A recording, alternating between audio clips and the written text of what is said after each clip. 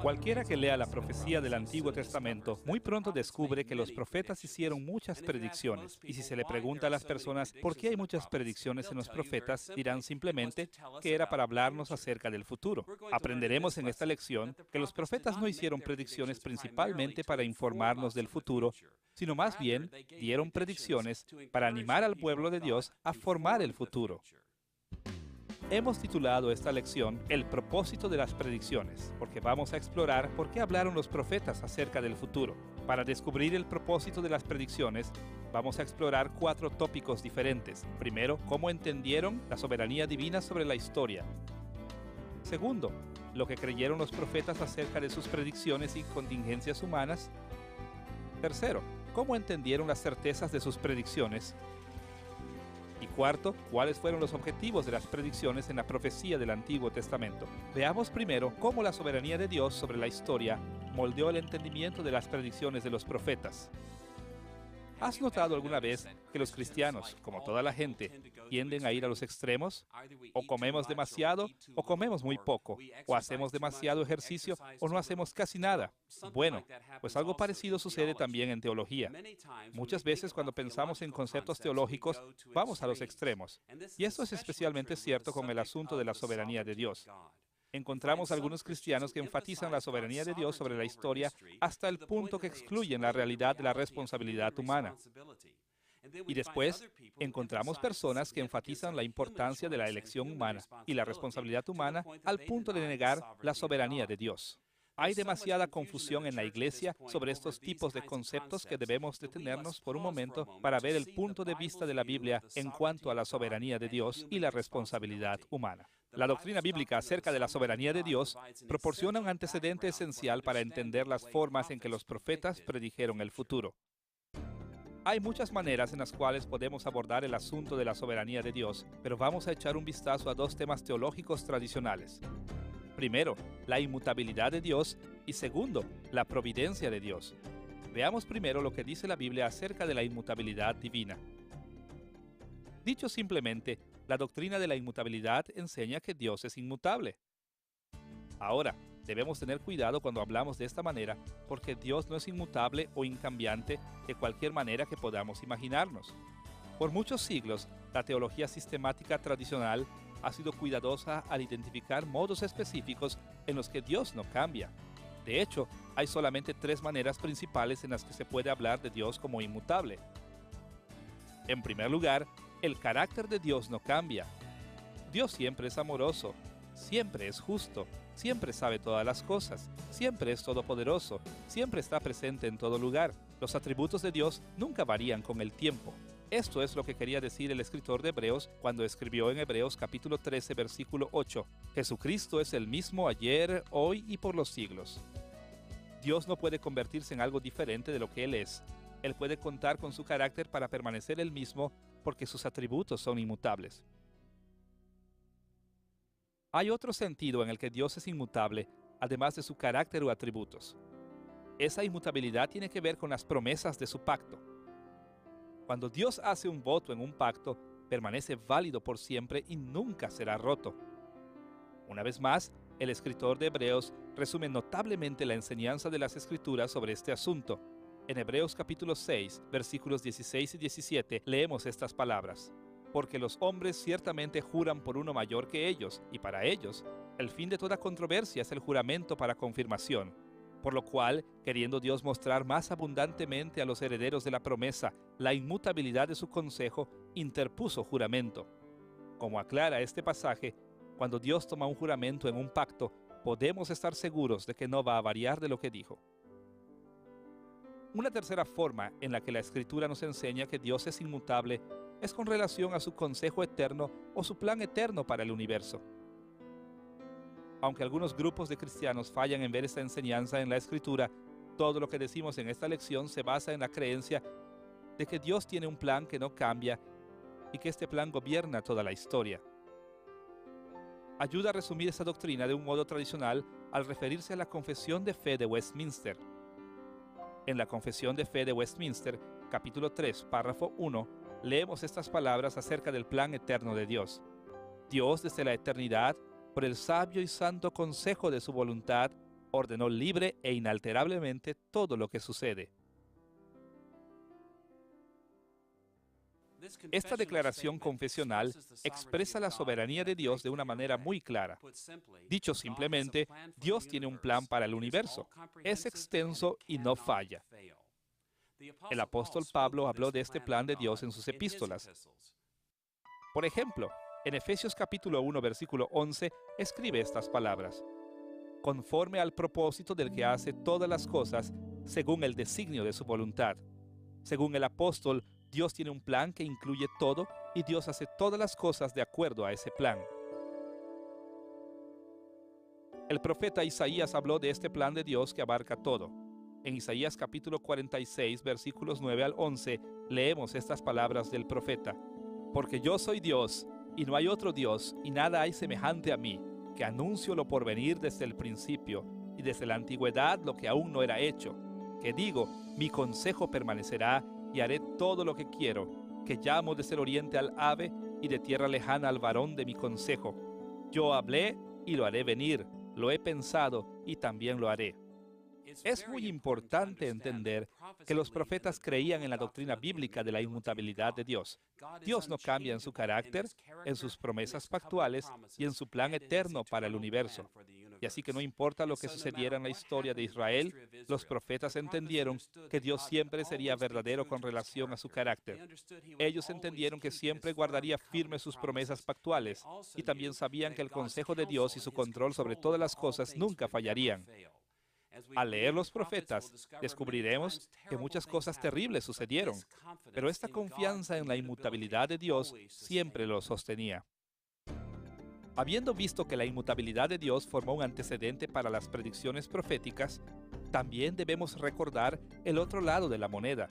La doctrina de la inmutabilidad de Dios debe balancearse con la doctrina de la providencia de Dios.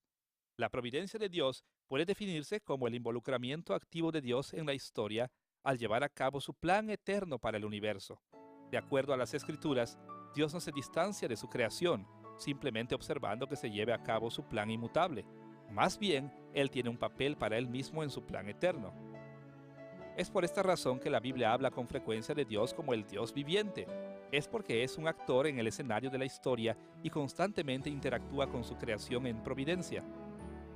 Una vez más, la Confesión de Fe de Westminster puede ayudarnos a entender esos asuntos claramente. En el capítulo 5, párrafo 2, leemos estas palabras acerca de la providencia de Dios. Aunque con respecto a la presciencia y los decretos de Dios, quien es la primera causa, todas las cosas sucederán inmutable e infaliblemente, sin embargo, por la misma providencia las ha ordenado de tal manera que sucederán conforme a la naturaleza de las causas secundarias, sea necesaria, libre o contingentemente. Aquí vemos, primero, que desde una perspectiva interna, el plan de Dios se cumplirá sin falla, inmutable e infaliblemente. Pero también vemos que desde una perspectiva providencial histórica, Dios cumple su plan interactuando con su creación de diferentes maneras. Él interactúa con segundas causas o causas a criaturas en 3 diferentes formas, por lo menos. Dios cumple su plan ordenando los acontecimientos para que siga uno al otro, necesaria, libre y contingentemente. Estas distinciones son importantes, así que vamos a analizarlas un poco. Algunas veces la providencia de Dios causa que sucedan las cosas necesariamente. Los acontecimientos que tengo en mente aquí son cosas que se llevan a cabo de acuerdo a las leyes regulares de la naturaleza, leyes como la ley de la gravedad. Las leyes de la naturaleza proporcionan modelos de providencia predecibles y necesarios. Sin embargo, al mismo tiempo, la confesión de fe también establece que algunos acontecimientos ocurren libremente. En otras palabras, parecen al azar desde un punto de vista humano. Tirar los dados, los pronósticos del tiempo y otras cosas en la vida están bajo el control de Dios en última instancia, pero parecen, desde un punto de vista humano, que son al azar o no tienen asociación alguna. Finalmente, la confesión de fe nos dice que algunas cosas suceden en la historia contingentemente. Claro, Dios siempre está a cargo de todos estos acontecimientos, pero Él controló la dirección de la historia en estos casos al interactuar con las contingencias de las elecciones humanas. Los profetas no creían únicamente que el plan eterno de Dios sería cumplido absolutamente sin falla alguna, sino que también creían que el plan de Dios involucraba la elección humana y la reacción humana. Este hecho juega un papel tan central en el ministerio profético que debemos analizarlo cuidadosamente. Con el antecedente en mente de inmutabilidad y providencia divinas, podemos dirigirnos ahora a nuestro segundo tema, las predicciones y las contingencias. Hasta aquí hemos visto que algunas veces Dios cumple su plan eterno a través de las eventualidades de la elección humana. Aquí, lo que vamos a ver es que estos tipos de contingencias humanas tuvieron un efecto significativo en las predicciones de la profecía del Antiguo Testamento. Algunas veces, la elección humana, interviniendo entre la predicción profética y el cumplimiento de esa profecía, podía tener una influencia significativa en el desenlace de la historia. Para explorar la relación entre las predicciones y las contingencias, necesitamos tocar dos asuntos. Primero, los patrones generales que nos enseña la Biblia a esperar y, segundo, algunos ejemplos específicos de esta dinámica. Veamos primero el modelo básico o general que involucraba predicciones y contingencias históricas. Quizá el mejor pasaje en los profetas que nos puede ayudar a ver este patrón general es Jeremías capítulo 18, versículos 1 al 10. Este pasaje es tan importante que debemos analizarlo cuidadosamente. Debemos tocar tres aspectos de este pasaje. Primero, la observación de Jeremías en capítulo 18, versículos 1 al 4. Segundo, la explicación del Señor en los versículos 5 y 6. Y tercero, la elaboración del Señor en los versículos 7 al 10. Escuchemos primero la observación de Jeremías en los versículos 1 al 4. Palabra de Jehová que vino a Jeremías diciendo: Levántate y vete a casa del alfarero, y allí te haré oír mis palabras. Y descendí a casa del alfarero, y he aquí que él trabajaba sobre la rueda, y la vasija de barro que él hacía se echó a perder en su mano. Y volvió y la hizo otra vasija, según le pareció mejor hacerla. Dios le dice a Jeremías: anda a casa del alfarero.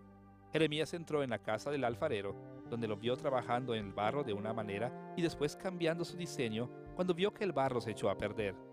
El alfarero trabajó con el trozo de barro, moldeándolo como mejor le parecía. La observación de Jeremías en la casa del alfarero tuvo un valor simbólico importante que Dios quería que viera Jeremías. Así, en los versículos 5 al 6, el Señor le dijo a Jeremías la importancia de esta experiencia. Entonces vino a mí palabra de Jehová diciendo: ¿No podré yo hacer de vosotros como este alfarero, oh casa de Israel? Dice Jehová: He aquí que como el barro en la mano del alfarero, así sois vosotros en mi mano, oh casa de Israel. Este pasaje dice, como muchos en la Biblia, que el alfarero representaba al Señor y el barro representaba a Israel. Como lo aclara este pasaje, Dios se reservó el derecho de hacer lo que le parecía mejor con su pueblo, de la misma manera en que el alfarero lo hacía con su barro. Claro, como hemos visto, Dios nunca violaría su carácter inmutable, ni sus pactos, ni su plan eterno. Sin embargo, dentro de estos parámetros, Dios es libre de variar las formas en que maneja a su pueblo. Teniendo en mente la observación del alfarero, y después con la explicación de Dios, estamos en posición de ver cómo trabajó Dios en este acontecimiento. En pocas palabras, Dios aplicó esta analogía del alfarero y del barro a predicciones proféticas. En primer lugar, Dios mencionó predicciones de juicio en los versículos 7 y 8. En un instante hablaré contra pueblos y contra reinos para arrancar y derribar y destruir. Pero si esos pueblos se convierten de su maldad contra la cual hablé, yo me arrepentiré del mal que había pensado hacerles. Nótese la manera en la que Dios describe la situación. Él dice que puede anunciar juicio en cualquier momento a cualquier nación. Sin embargo, si interviene una eventualidad histórica de arrepentimiento, entonces Dios puede ceder. Puede ser que no se cumpla lo que se predijo. En pocas palabras, la contingencia histórica de la elección humana podía hacer una gran diferencia en la manera en que Dios cumplía una profecía de juicio. Ahora, para mostrar que este principio se aplicaba también a otros tipos de predicciones, Dios habló de predicciones de bendiciones en los versículos 9 hasta el 10. Y en un instante hablaré de la gente y del reino, para edificar y para plantar. Pero si hiciere lo malo delante de mis ojos, no oyendo mi voz, me arrepentiré del bien que había determinado hacerle. Nótese la situación paralela.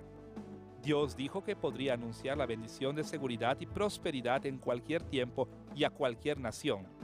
Aunque si hay una contingencia histórica interpuesta de rebelión y desobediencia, entonces el resultado puede ser que Dios pueda ceder y no hacer el bien que se había propuesto. Jeremías 18 nos enseña un principio que debemos estar listos para aplicar a cada profecía bíblica. Dios le dijo a Jeremías que él era libre de reaccionar a los modos en que respondían los seres humanos a las amenazas de juicios y ofrecimientos de bendiciones. Al echar un vistazo a la profecía bíblica, descubriremos que Dios siempre observaba para ver cómo reaccionaría su pueblo a la palabra profética y después determinaba qué hacer en el futuro de ellos. Ahora que hemos visto el principio general de predicciones y eventualidades, sería bueno ver algunos ejemplos de este principio en acción. Hay un sinfín de ejemplos en la Biblia cuando la eventualidad de la elección humana hizo una gran diferencia en el cumplimiento de las profecías. Veamos solamente dos ejemplos de las muchas veces que aparece esta dinámica. Primero, una predicción por el profeta Semaías y después la predicción de Jonás. Veamos primero la predicción de Semaías. En 2 de Crónicas, capítulo 12, versículo 5, leemos el anuncio de juicio de Semaías. Entonces vino el profeta Semaías a Roboam y a los príncipes de Judá que estaban reunidos en Jerusalén por causa de Sisac, y les dijo: Así ha dicho Jehová, vosotros me habéis dejado, y yo también os he dejado en manos de Sisac. Nota que Semaías no ofreció condición explícita alguna para esta profecía. Para la gente que desconoce los ministerios de los profetas, suena como si Semaías reveló un decreto inmutable, eterno de Dios. Pero Roboam y los líderes de Judá sabían bien. Ellos esperaban que estas palabras fueran solamente una advertencia de parte de Dios, una advertencia de lo que Dios iba a hacer si ellos no se arrepentían. Así que encontramos en el capítulo 12, versículo 6 estas palabras: Y los príncipes de Israel y el rey se humillaron y dijeron: Justo es Jehová. Cuando Roboam y los líderes de Judá escucharon la profecía de juicio, ellos supieron qué hacer. Ellos tenían que clamar a Dios en arrepentimiento con fe, buscando su misericordia. Al continuar leyendo este pasaje, nos damos cuenta de que la contingencia histórica interventora de la oración humilde tuvo un efecto dramático en el cumplimiento de la predicción de Semaías. De hecho, Semaías mismo reconoce este efecto. Escuchemos lo que dijo después de que los líderes se arrepintieron. En los versículos 7 y 8 leemos estas palabras: Y cuando Jehová vio que se habían humillado, vino palabra de Jehová a Semaías diciendo: Se han humillado, no los destruiré, antes los salvaré en breve, y no se derramará mi ira contra Jerusalén por mano de Sisac. Pero serán sus siervos, para que sepan lo que es servirme a mí y qué es servir a los reinos de las naciones. Este pasaje aclara que el ministerio de Semaías era similar al de los predicadores hoy en día. Él advertía el juicio que estaba por venir, no tanto para condenar a la gente a perdición eterna, sino para que la gente escuchara esta advertencia, se arrepintiera y después recibiera la gracia de Dios. Así que vemos que la reacción humana de la oración hizo una diferencia importante en la manera en que sería cumplida la profecía de Semaías. En este caso, la profecía de Semaías no fue completamente invertida, pero fue modificada o suavizada, de tal manera que el ataque en contra de Jerusalén no fue tan grande como lo hubiera sido. Un segundo ejemplo de la influencia de las reacciones humanas a las predicciones aparece en el libro de Jonás. Ahora, la historia de Jonás es muy familiar para nosotros. Sabemos que Dios envió a Jonás a la ciudad de Nínive para anunciar el juicio que estaba por venir. En Jonás capítulo 3, versículo 4, esto es lo que dice Jonás: De aquí a 40 días, Nínive será destruida. ¿Qué podría ser más simple que esta profecía? Jonás anunció que la ciudad de Nínive tenía solamente 40 días más antes de ser destruida. No había sí alguno, no había y alguno, y no había pero alguno. ¿Y qué pasó? El resto del capítulo nos lo dice. El rey de Nínive y el pueblo, junto con sus animales, se vistieron de cilicio en arrepentimiento de sus pecados. El rey anunció en el capítulo 3, en el versículo 7, Hombres y animales, bueyes y ovejas, no gusten cosa alguna, no se les dé alimento ni beban agua, sino cúbranse de cilicio, hombre y animales, y clamen a Dios fuertemente, y conviértase cada uno de su mal camino, de la rapiña que hay en sus manos. ¿Quién sabe si se volverá y se arrepentirá Dios, y se apartará del ardor de su ira, y no pereceremos? Dicho simplemente, se llevó a cabo una contingencia histórica interpuesta de arrepentimiento antes de que se cumpliera la profecía. La gente se humilló en arrepentimiento ante el Señor. ¿Y cuál fue el resultado de esta contingencia histórica? En el capítulo 3, versículo 10 leemos estas palabras: Y vio Dios lo que hicieron, que se convirtieron de su mal camino, y se arrepintió del mal que había dicho que les haría, y no lo hizo. El cumplimiento de la predicción de Jonás fue influenciado tremendamente por el arrepentimiento de Nínive. Más tarde, él se queja con el Señor de esta manera en el capítulo 4, versículo 2. Sabía yo que tú eres Dios clemente y piadoso, tardo en enojarte y de grande misericordia y que te arrepientes del mal. Aun cuando dio su predicción, Jonás sabía que había la posibilidad de que Dios no destruyera la ciudad. De hecho, no fue hasta 100 años después que Nínive fue destruida por los babilonios. Del principio general de Jeremías 18 y estos dos ejemplos específicos, vemos que muchas veces la eventualidad de la elección humana influyó en el modo en que se cumplieron las profecías. Algunas veces Dios reservó un juicio o una bendición. Algunas veces debilitaba una bendición o aún disminuía un juicio. Y otras veces aumentaría los juicios o aumentaría las bendiciones, dependiendo en cómo respondían los seres humanos a la palabra profética. Ahora que hemos visto que las eventualidades históricas pueden influir en el cumplimiento de las predicciones, debemos dirigirnos al siguiente tema. ¿Qué certeza o confianza podían tener los creyentes del Antiguo Testamento cuando escuchaban una predicción? ¿Cuán confiados podían estar que Dios cumpliría las predicciones que habían hecho los profetas? Para responder esta pregunta, nos ayudará a recordar los tipos de predicciones que encontramos en la profecía del Antiguo Testamento. Como hemos visto en lecciones anteriores, un eje en el que podemos situar las predicciones del Antiguo Testamento es su variación entre las bendiciones y los juicios pactuales. Las predicciones proféticas pueden clasificarse como las bendiciones anunciadas por Dios en la naturaleza y en la guerra, y sus juicios en la naturaleza y en la guerra. Hemos visto también otro eje organizacional en lecciones previas. Todas las predicciones proféticas caen en algún lugar dentro del rango de juicios y bendiciones mayores o menores. Recordarás que muchos tipos de bendiciones pequeñas y juicios pequeños fueron anunciados por los profetas, pero el juicio más grande fue la amenaza del exilio y la bendición más grande fue la restauración después del exilio. Este acercamiento básico a las predicciones proféticas nos ayuda a ver en una ojeada el mensaje básico que dieron los profetas a sus audiencias originales. Sin embargo, aquí necesitamos agregar una tercera dimensión a nuestra organización de las predicciones proféticas. Los profetas del Antiguo Testamento no solamente le hablaban a sus oyentes de las bendiciones y juicios mayores o menores, también indicaban, de una u otra manera, el nivel de la determinación de Dios para llevar a cabo esos juicios. En un extremo del espectro, los profetas les decían a sus oyentes que Dios tenía un nivel muy bajo de determinación para llevar a cabo un escenario particular. En el otro extremo del espectro, indicaban que Dios estaba muy determinado a llevar a cabo las predicciones. Es muy importante recordar que, cuando los profetas hablan de Dios teniendo un alto o bajo nivel de determinación para llevar a cabo una profecía, están hablando de Él en términos netamente humanos. En términos del plan inmutable y eterno, Dios siempre cumple todo lo que desea. Pero cuando Dios estaba interactuando con las criaturas humanas y consumando su plan en providencia, algunas veces Él reveló que su determinación era muy alta y otras veces muy baja.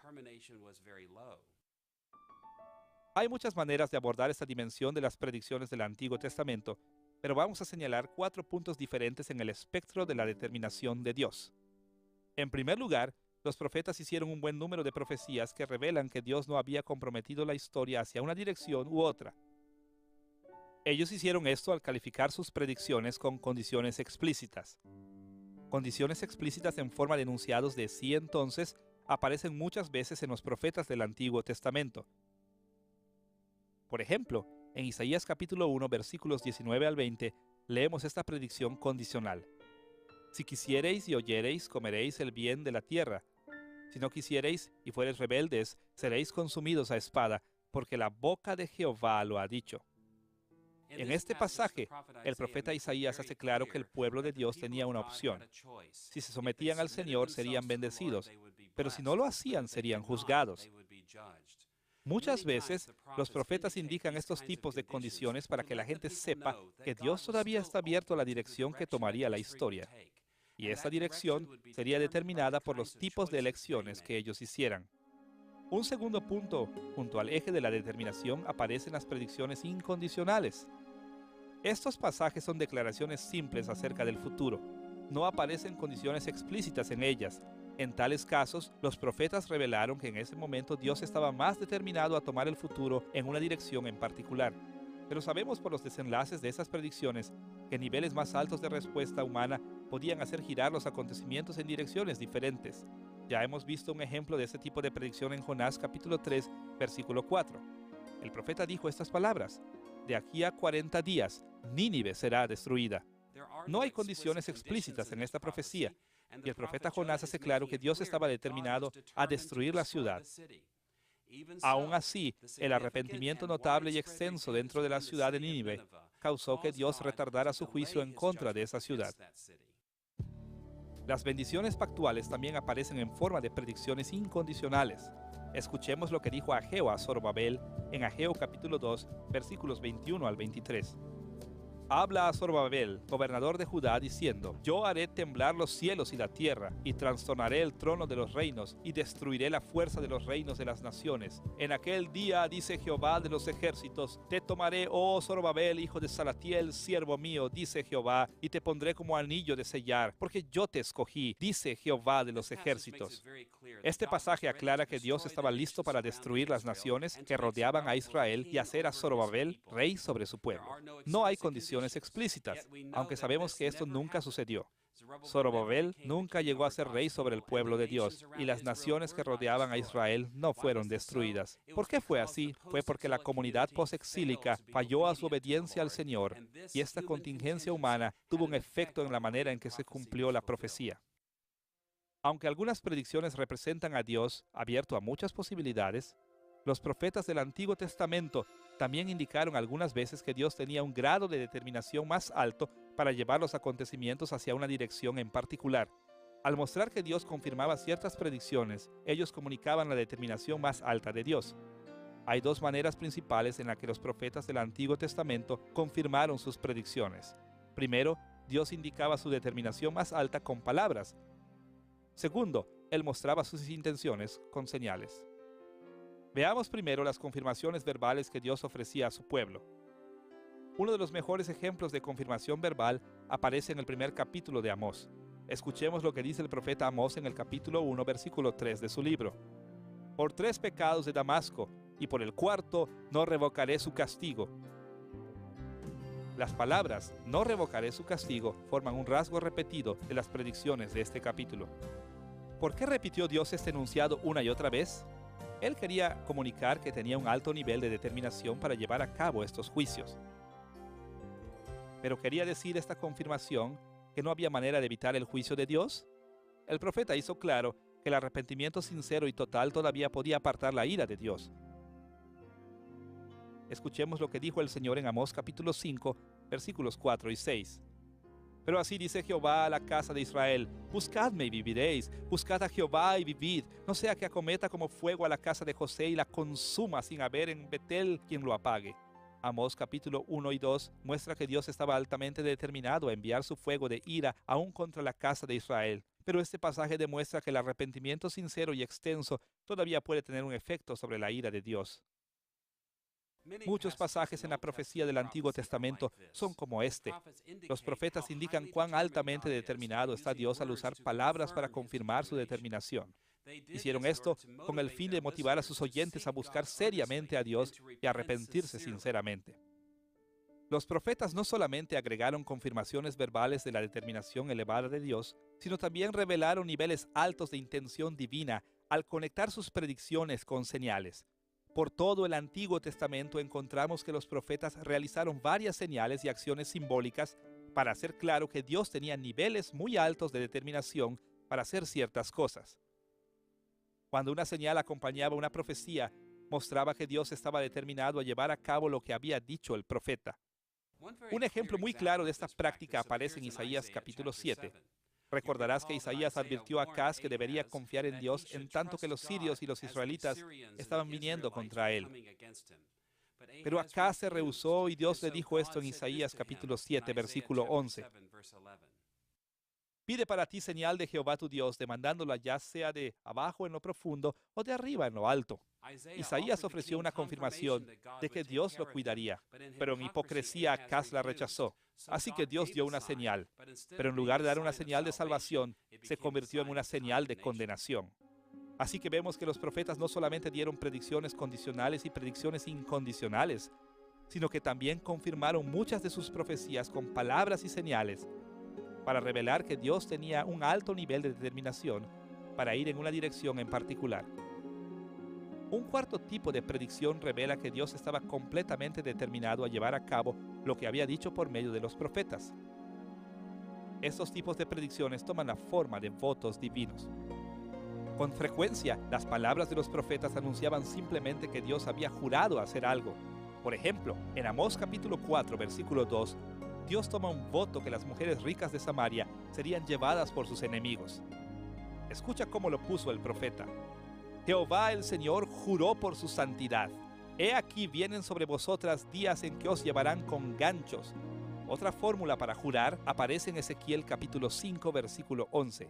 Allí leemos estas palabras. Por tanto, vivo yo, dice Jehová el Señor, ciertamente por haber profanado mi santuario con todas tus abominaciones, te quebrantaré yo también. Mi ojo no perdonará, ni tampoco tendré yo misericordia. Cuando Dios agrega un voto a una predicción profética, eleva esa predicción al nivel de ser una certeza del pacto. Dios hizo votos en sus pactos que llevaría a cabo todo lo que había dicho que iba a hacer. Cuando los profetas agregaron un juramento divino a una predicción, indicaban que Dios está absolutamente determinado a llevar a cabo lo que había dicho que iba a hacer.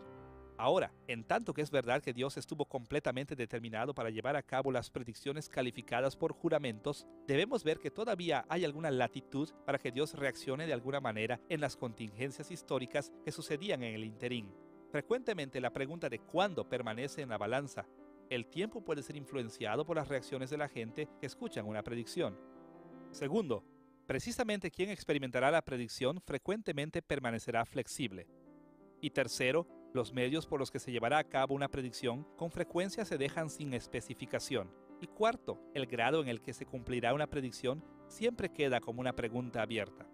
Consideremos el juramento de juicio que se encuentra en Amós capítulo 6, versículo 8. Jehová el Señor juró por sí mismo. Jehová Dios de los ejércitos ha dicho, abomino la altivez de Jacob y aborrezco sus palacios, y entregaré al enemigo la ciudad y cuanto hay en ella. Aunque antes en su libro Amós dejó la posibilidad de escape, era claro ahora que Amós condenó a Samaria a la destrucción total. Aunque es evidente también que ese juramento no contesta preguntas que aún permanecen abiertas, tales como ¿cuándo? ¿Sucederá esta destrucción pronto o se pospondrá? Sigue quedando abierto el quién o qué gente precisamente morirá o será exiliada. Y no está especificado por qué medios precisos Dios destruirá. Y de hecho, hasta qué grado la destrucción que debe llevarse a cabo está abierta también. Esas preguntas permanecen para ser contestadas a la luz de las reacciones que tuvieron los israelitas. Sus oraciones y arrepentimiento, su rebelión y desafío, pudieron hacer tremendas diferencias en el cumplimiento de esta predicción. Una situación similar fue cierta para los juramentos divinos de bendición. Por ejemplo, en Isaías 62, en el versículo 8, leemos este juramento para aquellos que regresaron del exilio. Juró Jehová por su mano derecha y por su poderoso brazo, que jamás daré tu trigo por comida a tus enemigos, ni beberán los extraños el vino que es fruto de tu trabajo. Es claro en este pasaje que Dios juró traer a su pueblo de regreso a la tierra prometida, de tal manera que la gente pudiera estar segura que esa predicción se llevaría a cabo. Sin embargo, hubo preguntas que permanecieron. ¿Cuándo haría Dios esto? ¿Quiénes serían traídos de regreso a la tierra? ¿Por qué medio se lograría esta restauración? ¿Y hasta qué grado se llevaría a cabo esta restauración? En las profecías con promesas, estos tipos de preguntas siempre permanecen abiertas. Así que vemos que los profetas del Antiguo Testamento indicaban que Dios tuvo diferentes grados de determinación para dirigir el futuro de una u otra manera. Algunas profecías eran explícitas, otras implícitas. Otras fueron confirmadas por palabras y señales. Y finalmente, algunas predicciones fueron aseguradas por promesas divinas. En tanto estudiamos las predicciones de los profetas del Antiguo Testamento, siempre es importante recordar la conexión entre las predicciones y las contingencias históricas que se daban en ese momento.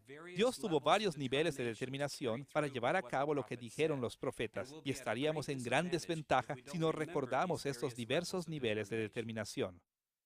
Ahora que hemos visto cómo entendían los profetas la seguridad de sus predicciones, estamos en posición de discernir los objetivos de las predicciones proféticas.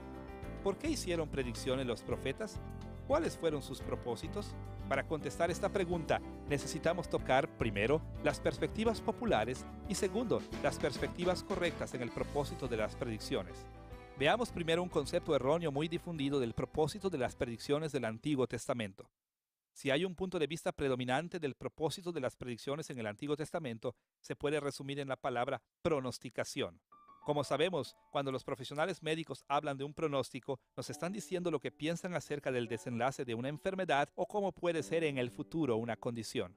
De manera similar, esto es lo que muchos cristianos entienden de los profetas. Creen que los profetas simplemente predecían el futuro, predecían las cosas que iban a suceder. Ahora, hay un elemento de verdad en este punto de vista. Los profetas revelaban que, en cualquier tiempo, Dios estaba determinado a ir en una u otra dirección, aunque debemos recordar siempre que las contingencias históricas inmediatas pudieron tener efectos significativos en el modo en que se cumplieron las profecías. Un pasaje tras esta preocupación popular de la pronosticación es Deuteronomio capítulo 18, versículos 20 al 22. En este pasaje Moisés declaró un criterio para que Israel pudiera determinar si un profeta era un verdadero o falso profeta. El versículo 21 se refiere a una pregunta que hace Moisés a favor de los israelitas. Y si dijeres en tu corazón, ¿cómo conoceremos la palabra que Jehová nos ha hablado? El versículo 22 da la respuesta a esa pregunta. Si el profeta hablara en nombre de Jehová y no se cumpliere lo que dijo, ni aconteciere, es palabra que Jehová no ha hablado. Con presunción le habló el tal profeta, no tengas temor de él. Un concepto erróneo muy difundido de este pasaje dice algo así. Si un verdadero profeta del Señor dice algo, entonces eso debe de suceder tal y como lo dijo. Pero para aplicar apropiadamente la prueba de Moisés de un verdadero profeta, debemos recordar lo que ya hemos visto en esta lección. No debemos acercarnos a las palabras de los profetas a la ligera. Tenemos que considerar las intenciones detrás de las predicciones proféticas. Cuando los profetas hablaron, ellos no siempre trataron de dar la impresión de que lo que estaban prediciendo era absolutamente seguro. Sus palabras revelaron, algunas veces explícitamente y otras implícitamente, que las reacciones humanas pudieron influenciar el cumplimiento de una predicción. Así que, cuando aplicamos la prueba de Moisés de los profetas, siempre nos tenemos que preguntar no solamente lo que dijo el profeta explícitamente, sino también qué condiciones implícitas se aplican a sus predicciones. Moisés e Israel sabían que esto era cierto en la profecía. Ellos sabían que solamente las promesas divinas daban por un hecho la seguridad de un acontecimiento futuro. También sabían que, cuando los profetas hablaban de juicio, generalmente los profetas no condenaban a juicio, sino simplemente advertían de juicio. Ellos entendieron que a menos que los profetas indicaran que una promesa divina se había hecho, ellos no prometían bendición, sino ofrecían bendición. En estos casos, las pruebas de Moisés pudieron ser calificadas por la ocurrencia de contingencias históricas significativas que intervenían. En otras palabras, en tanto que algunas reacciones humanas no afectaran el proceso, entonces las pruebas de Moisés podrían aplicarse fácilmente. De otra manera, la posibilidad de la respuesta de Dios tendría que ser un factor en el proceso. Los espectadores tendrían que hacerse la pregunta: ¿ocurrieron contingencias históricas significativas? Si es así, entonces las pruebas de Moisés deberían de ajustarse apropiadamente. Si es una concepción errónea pensar que la pronosticación fue el objetivo principal de la profecía, entonces, ¿cuál fue el propósito principal de las predicciones proféticas? Dicho simplemente, los profetas hablaban del futuro principalmente para motivar o activar a sus oyentes. Otra forma de decirlo es que no querían tanto informar a sus oyentes acerca del futuro, sino más bien activarlos para formar el futuro. Para entender esta perspectiva en las predicciones proféticas, ayudará el ver la forma en que los creyentes del Antiguo Testamento respondieron a las predicciones de los profetas. Primero, veremos que lo que llamamos la reacción ¿quién sabe? Y después, en segundo lugar, veremos lo que llamaremos la reacción doble. Estas reacciones del pueblo de Dios nos ayudarán a ver estos objetivos de las predicciones proféticas con más claridad. En primer lugar, debemos ver la reacción ¿quién sabe? En 3 ocasiones en el Antiguo Testamento, cuando la gente escuchó una predicción profética, tuvieron una reacción que pudiera parecer extraña para nosotros. En lugar de decir, bueno, ahora ya sabemos lo que depara el futuro, ellos dijeron, ¿quién sabe? O como decían en hebreo, meodaya. Esta reacción de ¿quién sabe? Se llevó a cabo en 3 situaciones que valen la pena hacer notar. Primero, cuando Natán confrontó a David sobre su adulterio con Betsabé, le hizo esta predicción en 2 de Samuel capítulo 12, versículo 14. Mas por cuanto con este asunto hiciste blasfemar a los enemigos de Jehová, el hijo que te ha nacido ciertamente morirá. Natán predijo que el hijo de David moriría, y como nos damos cuenta, esto ocurrió. Pero más tarde David explicó a la gente de su corte lo que estaba pensando después de que Natán había dado su predicción, pero antes de que el niño hubiera muerto. Él dijo estas palabras en 2 de Samuel 12, versículo 22. Viviendo aún el niño, yo ayunaba y lloraba diciendo, ¿quién sabe si Dios tendrá compasión de mí y vivirá el niño? Mas ahora que ha muerto, ¿para qué he de ayunar? ¿Podré yo hacerle volver? Yo voy a él, mas él no volverá a mí. En lugar de aceptar la palabra profética como inevitable, David todavía se preguntó si la predicción podría ser impedida por medio de la oración y el arrepentimiento. Sus esfuerzos no funcionaron porque su hijo de todas maneras murió, pero la actitud de David es clara. Hasta que el niño murió, David tenía una esperanza, la esperanza de ¿quién sabe? De manera similar, el profeta Jonás le dijo a la ciudad de Nínive que el juicio estaba por venir. En el capítulo 3, versículo 4 de su libro, leemos esta predicción. De aquí a 40 días Nínive será destruida. Una vez más, pudimos haber esperado que el pueblo de Nínive aceptara simplemente la predicción del profeta como inevitable, pero no lo hicieron. En lugar de esto, respondieron como David lo hizo. En Jonás capítulo 3, versículo 9, el rey de Nínive dijo, ¿quién sabe si se volverá y se arrepentirá Dios y se apartará del ardor de su ira y no pereceremos? En una tercera ocasión, la misma reacción a la profecía se lleva a cabo. En Joel capítulo 2, versículos 1 al 11, el profeta anunció que un juicio terrible estaba viniendo en contra de Jerusalén. Sin embargo, Joel animó a sus lectores a arrepentirse y a ayunar. Su razón para alentar el arrepentimiento y el ayuno se aclara en el capítulo 2, versículo 14. Allí leemos estas palabras. ¿Quién sabe si volverá y se arrepentirá y dejará bendición tras de él? Joel estaba convencido que, en tanto que su predicción no fuera cumplida completamente, era bueno que la gente buscara el perdón de Dios, porque nadie podía saber exactamente cómo reaccionaría Dios a la contingencia histórica. ¿Qué nos enseñan estas reacciones de quién sabe acerca de los creyentes del Antiguo Testamento? Los creyentes del Antiguo Testamento no pensaban que las predicciones proféticas sellaban sus destinos, sino más bien siempre creyeron que era posible que las eventualidades históricas, especialmente la eventualidad de la oración, tuvieran un efecto significativo en el modo en que se cumplían las profecías. La reacción de quién sabe nos guía a un entendimiento más amplio del objetivo de la profecía del Antiguo Testamento. Los profetas esperaban una reacción doble a sus predicciones. Por un lado, los profetas sabían que había una manera de asegurar que un juicio amenazante se llevara a cabo o fuera peor. Esto era ignorar la advertencia de una predicción y permanecer en rebelión en contra de Dios. Al mismo tiempo, cuando los profetas anunciaron que Dios había decidido enviar un juicio de pacto en contra de su pueblo, ellos querían que la gente se dirigiera a Dios con la esperanza de que el juicio fuera eliminado. El arrepentimiento y confianza en Jehová era la única esperanza para evitar el juicio de Dios. Por otro lado, cuando los profetas daban oráculos de bendición, también querían incitar reacciones de sus lectores. Podían estar seguros que la rebelión flagrante en contra de Dios podía quitar la predicción de bendición y reemplazarla por juicio, pero una continua vida de fidelidad traería con seguridad la bendición prometida. Dicho simplemente, los profetas dieron sus predicciones de juicio y bendición para animar a sus oyentes a buscar evitar el juicio y acelerar las bendiciones de Dios por sus acciones. De esta manera, el objetivo de las predicciones proféticas no fue principalmente para pronosticar, sino para activar al pueblo de Dios al servicio del Señor. Así que hemos visto 4 tópicos en esta lección sobre el propósito de las predicciones. Primero, tocamos la soberanía divina sobre la historia.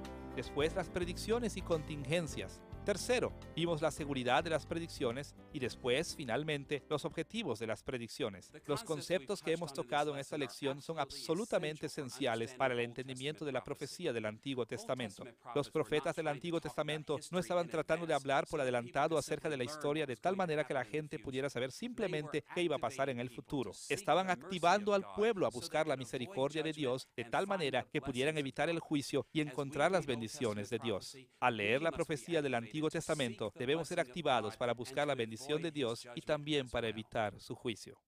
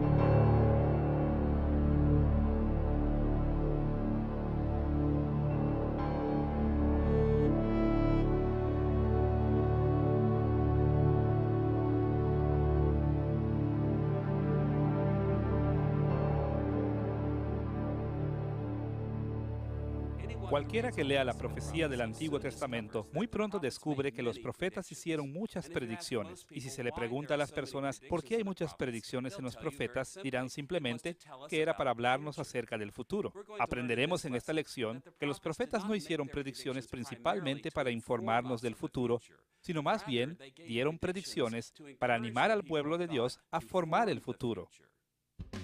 Hemos titulado esta lección El propósito de las predicciones, porque vamos a explorar por qué hablaron los profetas acerca del futuro. Para descubrir el propósito de las predicciones, vamos a explorar 4 tópicos diferentes. Primero, cómo entendieron la soberanía divina sobre la historia. Convertirse en algo diferente de lo que Él es. Él puede contar con su carácter para permanecer el mismo porque sus atributos son inmutables. Hay otro sentido en el que Dios es inmutable, además de su carácter o atributos. Esa inmutabilidad tiene que ver con las promesas de su pacto. Cuando Dios hace un voto en un pacto, permanece válido por siempre y nunca será roto. Una vez más, el escritor de Hebreos resume notablemente la enseñanza de las Escrituras sobre este asunto. En Hebreos capítulo 6, versículos 16 y 17, leemos estas palabras. Porque los hombres ciertamente juran por uno mayor que ellos, y para ellos, el fin de toda controversia es el juramento para confirmación. Por lo cual, queriendo Dios mostrar más abundantemente a los herederos de la promesa la inmutabilidad de su consejo, interpuso juramento. Como aclara este pasaje, cuando Dios toma un juramento en un pacto, podemos estar seguros de que no va a variar de lo que dijo.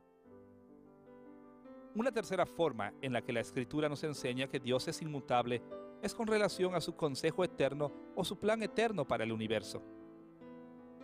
Aunque algunos grupos de cristianos fallan en ver esta enseñanza en la Escritura, todo lo que decimos en esta lección se basa en la creencia de que Dios tiene un plan que no cambia y que este plan gobierna toda la historia. Ayuda a resumir esa doctrina de un modo tradicional al referirse a la Confesión de Fe de Westminster. En la Confesión de Fe de Westminster, capítulo 3, párrafo 1, leemos estas palabras acerca del plan eterno de Dios. Dios, desde la eternidad, por el sabio y santo consejo de su voluntad, ordenó libre e inalterablemente todo lo que sucede. Esta declaración confesional expresa la soberanía de Dios de una manera muy clara. Dicho simplemente, Dios tiene un plan para el universo. Es extenso y no falla. El apóstol Pablo habló de este plan de Dios en sus epístolas. Por ejemplo, en Efesios capítulo 1, versículo 11, escribe estas palabras. Conforme al propósito del que hace todas las cosas, según el designio de su voluntad. Según el apóstol, Dios tiene un plan que incluye todo y Dios hace todas las cosas de acuerdo a ese plan. El profeta Isaías habló de este plan de Dios que abarca todo. En Isaías capítulo 46, versículos 9 al 11, leemos el ente esencial para entender las formas en que los profetas predijeron el futuro.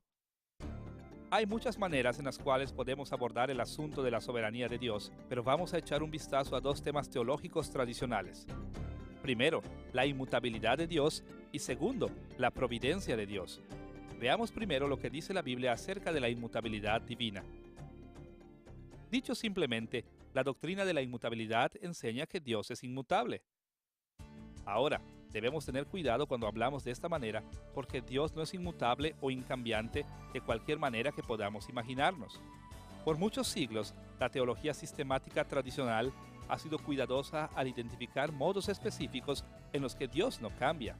De hecho, hay solamente 3 maneras principales en las que se puede hablar de Dios como inmutable. En primer lugar, el carácter de Dios no cambia. Dios siempre es amoroso, siempre es justo, siempre sabe todas las cosas, siempre es todopoderoso, siempre está presente en todo lugar.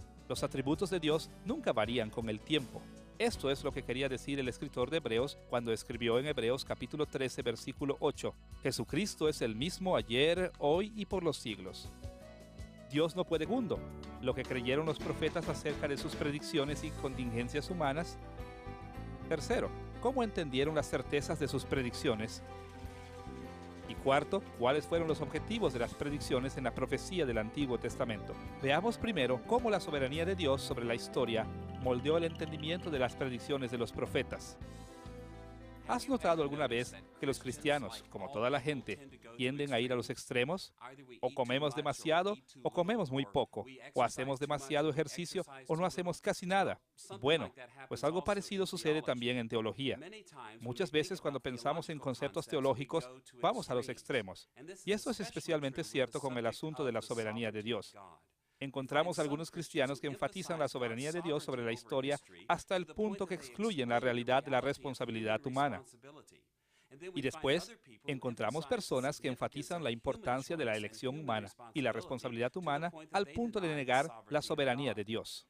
Hay demasiada confusión en la iglesia sobre estos tipos de conceptos que debemos detenernos por un momento para ver el punto de vista de la Biblia en cuanto a la soberanía de Dios y la responsabilidad humana. La doctrina bíblica acerca de la soberanía de Dios proporciona un antecedente